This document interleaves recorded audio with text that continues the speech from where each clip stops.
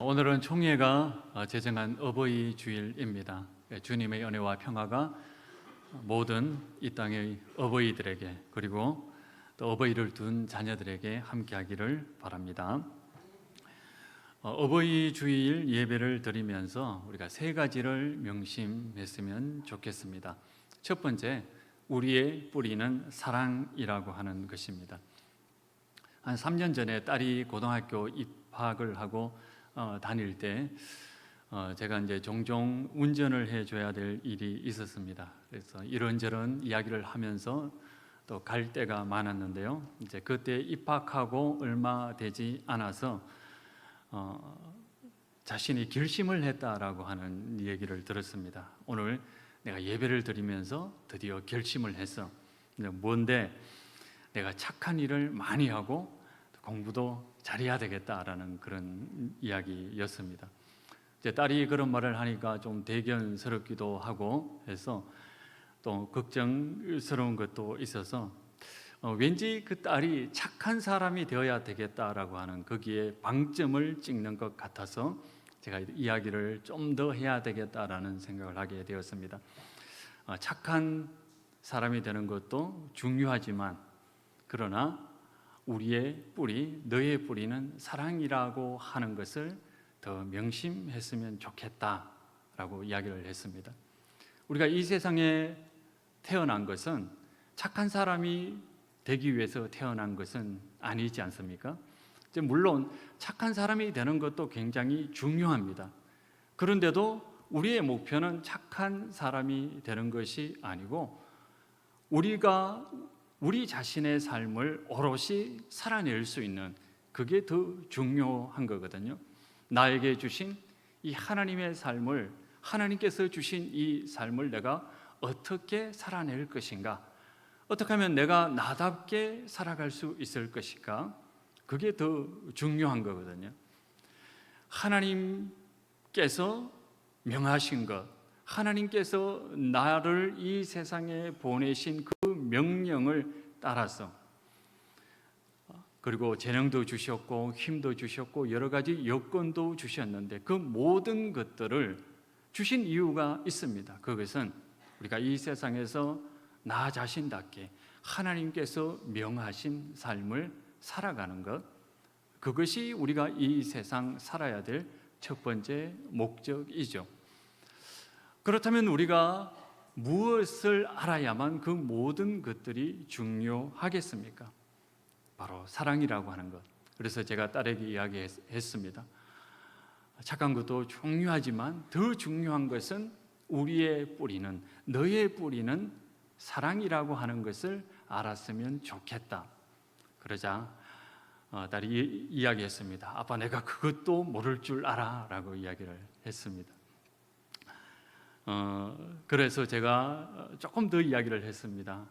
네가 태어났을 때 우리 가족이 어떻게 환영을 했고, 특별히 외할머니가 너를 키울 때 얼마나 정성을 다했는지, 성경을 읽어주기도 하고 찬양을 부르면서 너를 업고 다니면서 그렇게 키웠던 그 모든 것들을 이야기를 해 주었습니다. 저는 부모님의 그 크신 사랑을 생각할 때마다 생각나는 글귀가 있습니다. 바로 토마스 아퀴나스의 글귀인데요. 이런 내용입니다. 이 세상의 모든 아름다움의 물방울들은 하늘에서 내려서 산을 적시고 들을 적시고 나무를 적시고 꽃을 적시고 그리고 시내를 이루고 마침내 존재의 근원이신 바다로 되돌아간다 라는 그 말이 늘 가슴에 와 닿습니다.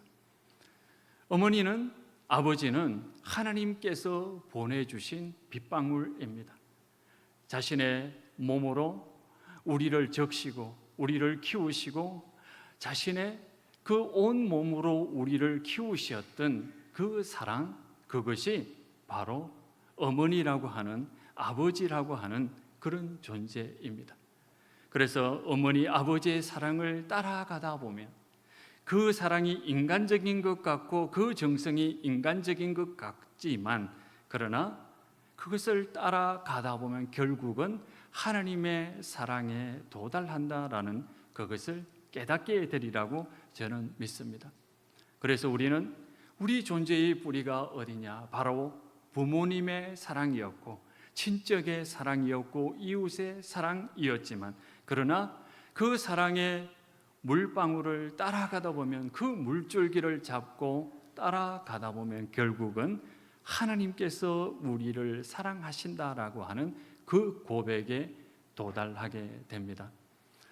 도종환 시인이 새의 사랑이라고 하는 그런 시를 하나 낸 적이 있습니다. 어느 날 이 도종환 시인이 가만히 앞을 보다가, 집에서 보다가 새를 발견하게 됩니다. 비가 오는 날이었습니다. 한 마리 새가 비를 맞으면서 날개를 이렇게 펴서 우중충하게 가만히 서 있는 것을 보게 됩니다. 아니, 저 새가 왜 저렇게 비가 오는데 저런 어중충한 모습으로 날개를 펴서 꼼짝도 하지 않고 있는가 생각이 들어서 도종환 시인은 가만히 보니까 그 날개 밑에 새알이 있는 것을 보았습니다. 자신의 새끼를 기르기 위해서 온 비바람을 맞으며 서 있는 그 모습, 저것이 새의 사랑이구나.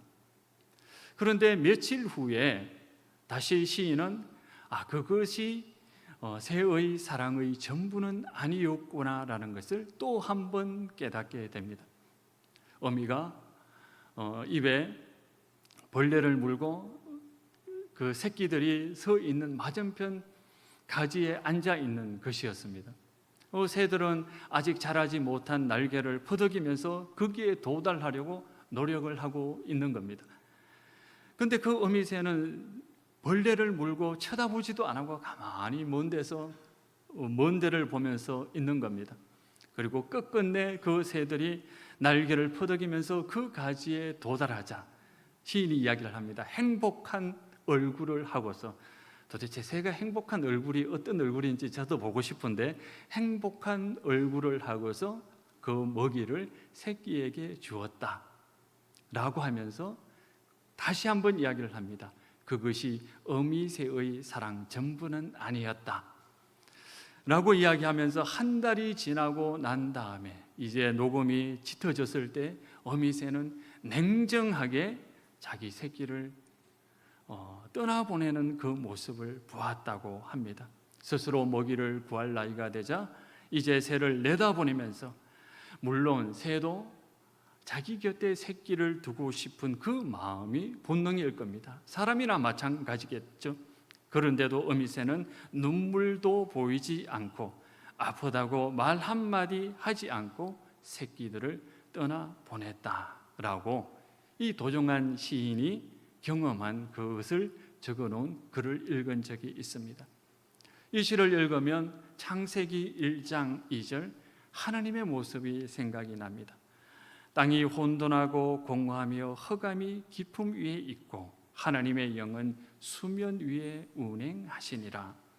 이 이미지가 바로 어떤 이미지냐면, 새가 큰 날개를 펴서 무질서하고 혼돈이 있고 어둠이 있고 아직 어떻게 될지 모르는 새알을 품듯이 이 우주를 품고 계신 이 하나님의 큰 날개, 새의 모습을 한 이 하나님의 돌보심을 그대로 표상해 놓은 것이 바로 하나님의 영은 수면 위에 운행하시니다 라고 하는 그 말씀입니다. 그렇죠? 우리의 삶은 혼돈이고 무질서이고 때로는 아픔이 있지만, 그런데도 하나님께서 우리를 품으시기 때문에, 새처럼 우리를 품으시기 때문에 우리가 좀 더 성장하게 되고 좀 더 자랄 수 있는 그 모습으로 변화되어 갑니다. 예수님도 마찬가지입니다. 오늘 말씀에 예수님께서는 영광으로 가득한 분이셨다라고 합니다. 충분히 다른 존재가 필요 없는 분이었습니다. 너무나 충만해서 그 가슴 속에 충만함이 가득해서 아무 존재도 필요 없는 그런 존재였습니다. 그런데 예수님께서는 우리가 이 세상에 살 수 있도록 그 가슴 안에 빈 공간을 만들어 놓으셨습니다. 그 빈 공간, 새가 날개를 펴면 그 가슴이 빈 공간이 되잖아요. 그 안에 새끼들이 자라듯이 이 세상 충만하신 우리 주님께서 자기 자신을 비움으로써 우리가 그 안에 살아갈 수 있는 존재가 될 수 있었던 겁니다. 그렇게 자란 자식이 자신을 비우는 모습을 종의 모습을 가지셨다라고 표현해 놓고 있습니다. 사람이 되셨다 이렇게 이야기를 합니다. 종이 되셔서 우리를 섬겨주시고 우리를 안아주시고 우리를 키워주시고 우리를 위해서 모든 것들을 다 내어놓으신 분이 바로 예수님의 그 크신 사랑이었습니다. 그래서 저는 부모님의 사랑을 생각하면 그 사랑을 거슬러 올라가면 결국 하나님의 사랑에 도달하게 된다라고 생각을 합니다. 그리고 그 사랑에 도달할 때 우리 자신의 뿌리는 바로 사랑이었다라고 하는 그 고백, 그 감격 속에서 우리는 우리다운 삶을 살아갈 수가 있습니다. 여기 이제 강대상에 보시면 이 카네이션으로 굉장히 잘 해 놓았잖아요. 정말 카네이션이 이쁩니다. 카네이션이 이쁜 게 아니고 카네이션을 이쁘게 놓은 손길이 더 아름답지 않습니까? 근데 카네이션이 내가 이 세상에 정말 아름답게 살아보겠다고 해서 장미가 되려고 하면 어떻게 하겠습니까? 아름다운 장미가 되겠습니까? 그 존재가 망가지겠죠. 아니죠. 카네이션이 정말 아름답게 성장하고 이 세상 가운데 빛을 내려고 하면 카네이션다운 삶을 살아야 합니다. 그러기 위해서는 그 뿌리가 바로 하나님의 사랑이라고 하는 그곳에 깊이 뿌리 내릴 때만 가능합니다. 그렇지 않으면 늘 다른 것을 부러워하겠죠. 내가 카네이션으로 태어났는데 장미를 부러워하고 저 들에 있는 민들레를 부러워한다면 그것이 어떻게 카네이션다운 그런 아름다운 꽃이 될 수 있겠습니까?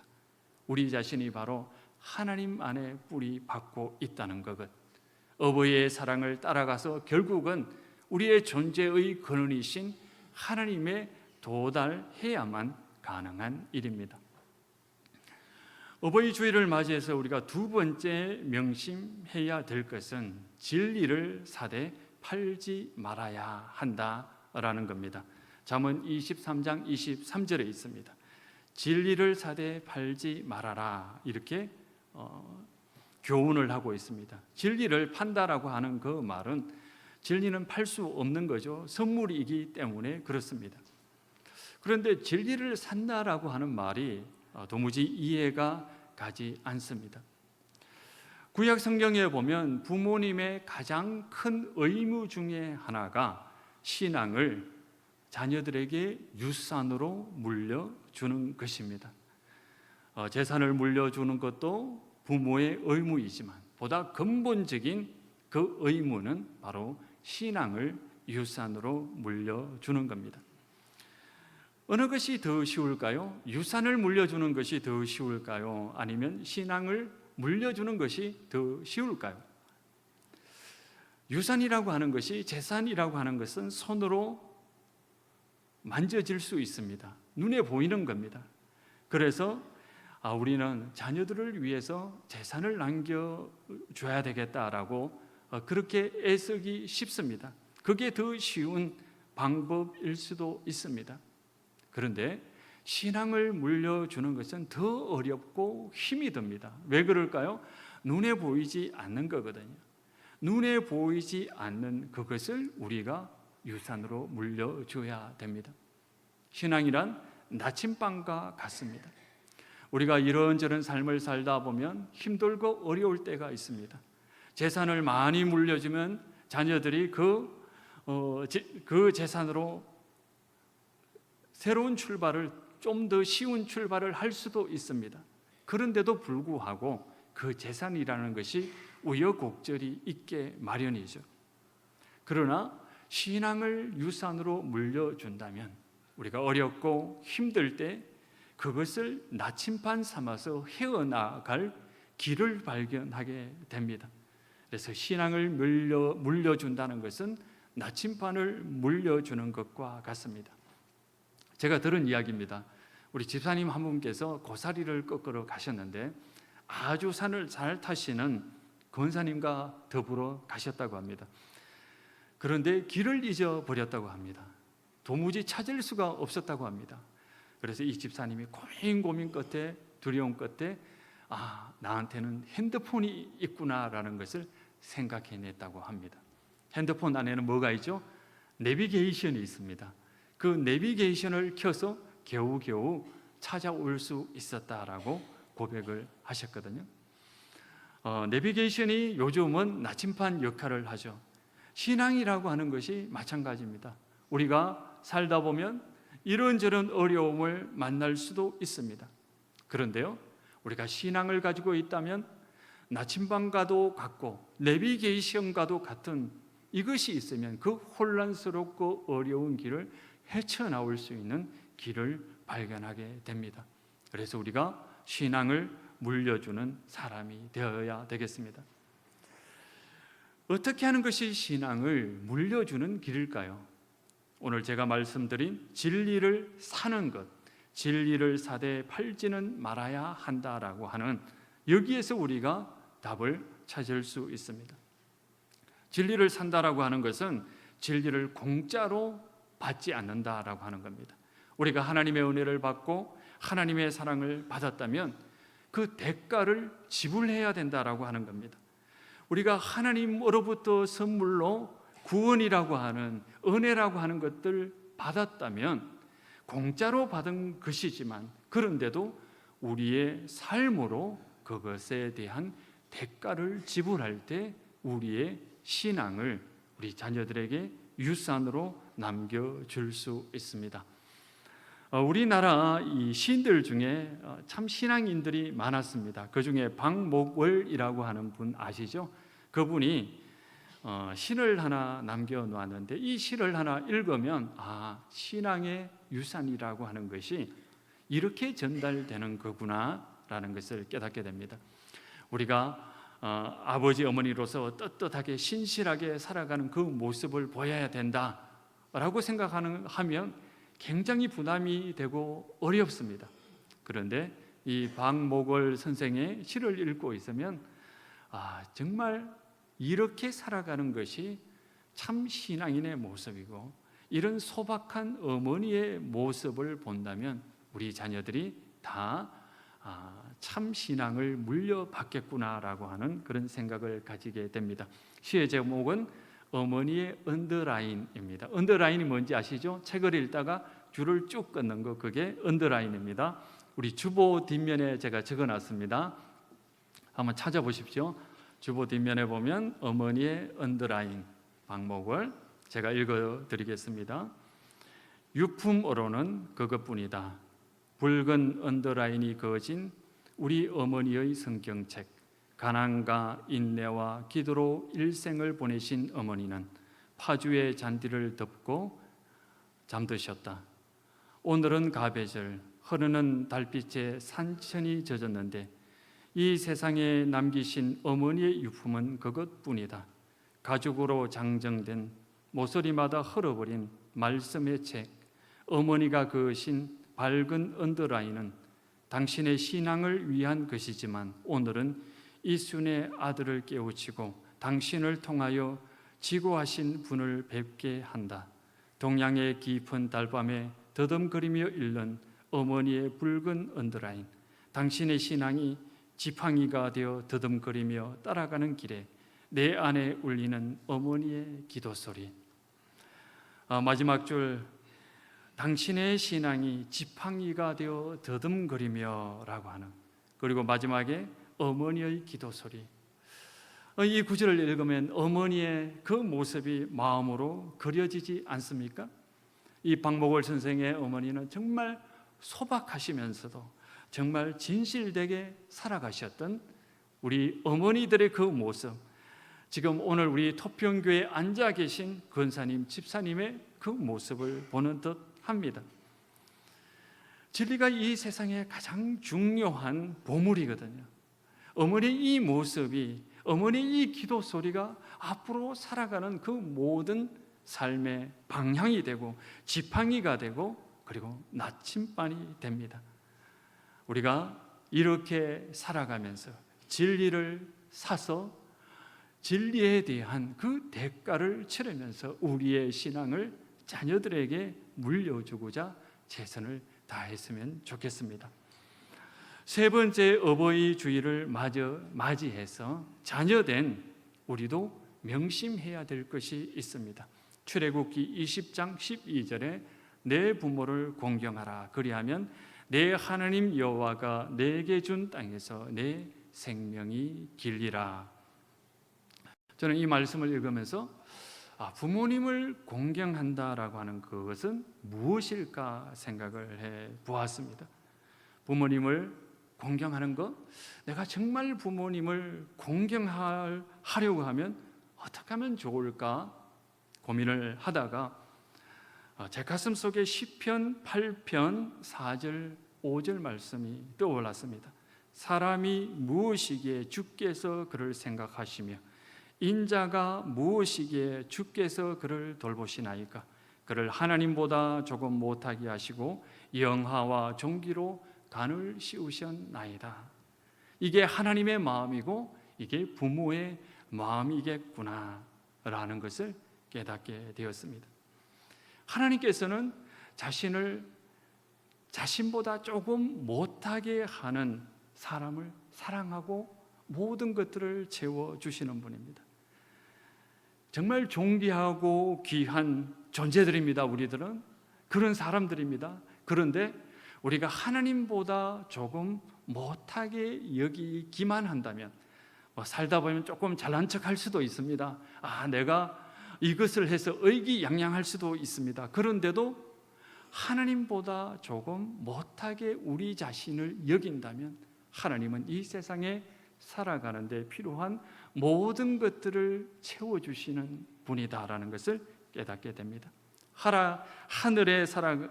하늘에 날아가는 새를 보십시오. 주께서 먹이십니다. 일하지도 않고 창고에 저장하지도 않지만 하나님보다 조금 못한 존재이기 때문에 하나님께서 모든 것을 책임져 주시는 분입니다. 들에 핀 백합화를 보십시오. 길쌈도 하지 않습니다. 노력하지 않습니다. 매일 화장하지도 않고 수술하지도 않습니다. 그런데도 솔로몬의 모든 영화보다 더 화려하고 더 아름답다. 예수님께서 이렇게 감탄하십니다. 왜? 하나님보다 조금 못하게 자기 자신을 여기기 때문입니다. 반대로 하나님보다 좀 더 잘났다고 생각하는 것을 하나님은 그렇게 싫어하고 철저히 배척하시는 분입니다. 애굽 제국의 바로는 자기 자신을 신이라고 생각을 했습니다. 내가 곧 하나님이시다라고 생각했을 때 하나님은 애굽의 바로, 이집트의 파라오를 물리치셨습니다. 뿐만 아니죠. 대제국이라고 할 수 있는 바벨론 제국의 느부갓네살은 어떻습니까? 자기가 이 세상의 모든 것을 통치하는 왕 중의 왕이라고 생각을 했습니다. 그러자 하나님께서는 그의 이성을 거두어 가셔서 짐승처럼 이슬을 먹고 들에 헤매는 그런 존재가 되었습니다. 그러나 그가 정신을 차려서 내가 하나님보다 조금 못한 존재구나라는 것을 깨닫게 되었을 때 그의 운명은 회복되었습니다. 반면에 우리는 하나님보다 조금 못하지만 우리는 이 세상 어떤 것보다 더 귀한 존재입니다. 우리는 이 세상 어떠한 것보다 어떠한 사람보다 더 귀한 존재라는 것을 명심하며 살아가는 그것이 하나님을 공경하는 겁니다. 부모님을 공경하는 겁니다. 장자에 보면 장자 3편에 보면 이런 이야기가 있습니다. 공문흔이라고 하는 사람이 이제 공문이 고위 공문이 돼가지고 이제 시찰을 하다 보니까 어느 지역에 갔는데 그 관리 중에 한 명이 다리를 절고 있었습니다. 너무 이상하잖아요. 관리가 다리를 잘려서 절고 있는 그 모습을 보면서 당신은 도대체 어떤 이유로 그렇게 다리를 잘리게 되었습니까? 절게 되었습니까? 그러자 이 관리가 이야기했습니다. 저는 정쟁에 패했기 때문에, 당쟁에 패했기 때문에 그 벌로 다리를 잘리게 되었습니다. 공문원은 더 궁금했습니다. 그러면 그것이 인간의 잘못입니까? 하늘의 운명입니까? 그러자 이 젊은 관리가 이야기를 했습니다. 이것은 하늘이 나에게 내린 운명입니다. 내가 이 세상에 태어났을 때 정말 재능이 많은 사람이었습니다. 내가 총명한 사람이었고 뛰어난 학습력을 가지고 있었고 센스도 있었고 정치력도 있었습니다. 그래서 저는 정치인이 되었습니다. 그래서 정쟁에 휘말리게 되었고, 그래서 이렇게 다리가 절게 되었으니 이 모든 것들은 하늘의 운명입니다. 이렇게 이야기를 했습니다. 그러자 공문원은 이야기를 합니다. 그것은 사람의 일입니다. 당신 자신을 당신의 욕망보다 더 작게 생각했기 때문에, 당신의 욕망을 당신 자신보다 더 크게 생각했기 때문에 당신은 욕망의 포로가 되었습니다. 그래서 다리가 잘리게 된 것입니다. 이렇게 이야기를 했습니다. 여러분, 우리가 이 세상 어떤 것보다 더 귀한 존재입니다. 이 말은 뭘까요? 여러분들이 하는 일보다 여러분은 더 큰 존재라는 겁니다. 여러분의 직업보다 여러분은 더 귀하고 더 큰 존재라고 하는 겁니다.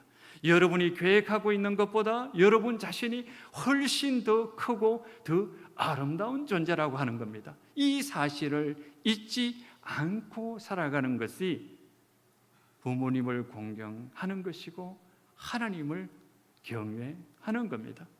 왜냐? 이 세상의 모든 것보다 우리를 더 귀하게 여기시는 분입니다. TV에 보면 가끔씩 그렇지 못하기 때문에 비극적인 소식을 듣게 되잖아요. 그 직업에 들어가서 견디다 못해 극단적인 선택을 하는 이유가 뭡니까? 우리가 생각하기에 그만두면 되지. 그런데 우리 사회라고 하는 것이 그 직업에, 직장에 들어가면 그 직장을 한 사람보다 더 크게 여기고 그 일을 한 목숨보다 더 중요시 여기기 때문에 내가 빠져나올 수 없구나라고 하는 그것, 그 마음이 이 세상을 지금 지배하고 있습니다. 몇 년 전에 제가 대전에 살 때 대전에 양령학원이라고 하는 아주 큰 학원이 있거든요. 그때 초등학교 몇 살짜리가 그 학원에서 뛰어내렸습니다. 근데 정말 놀라운 것은 뭐냐면 그 정도 사건이 일어나면 우리가 교육에 대해서 한번 생각을 해보자, 한번 토론을 해보자라고 하는 그런 뭔가 반향이 일어나야 되는데 아무 일이 없었다는 듯이 그 학원은 그대로 운영이 되고 있고 그 학원에 학부모는 학생을 보내고 학생들 또한 거기에서 생활하고 있다는 것 너무 비극이지 않습니까? 우리의 학업보다 우리 자녀보다 우리 학업을 더 크게 여기고 우리가 앞으로 무엇이 될 것인 그것을 우리 자녀들보다 더 작게 여기는 이 생각이 오늘날 이 사회에 만연하고 있습니다.